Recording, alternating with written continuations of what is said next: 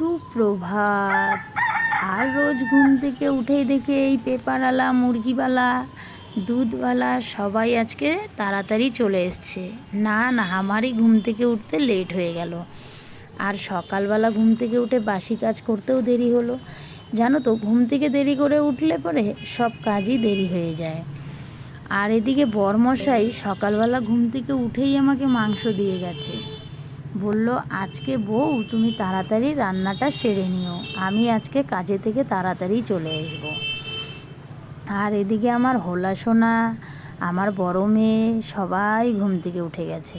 ওরাও বসে আছে দেখো আমার পাশে। আমি রান্না করব।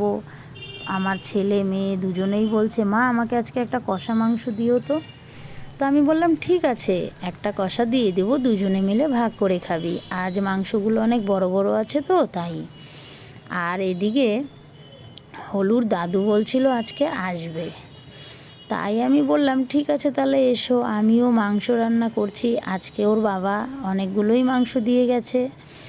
তারপরে এদিকে কথা বলতে বলতে আমার মাংসটাও রেডি হয়ে গেল। দেখো কি সুন্দর লাল লাল করে ভেজে নিয়েছি।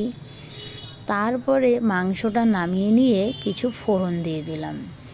তারপরে বাটির পেঁয়াজগুলো এক এক করে দিয়ে লাল লাল করে একটু ভেজে নিচ্ছি। আর সমস্ত মশলা একবারে আজকে রেডি করেই নিয়ে বসেছি। জানো তো, উনুনে রান্না করলে একটু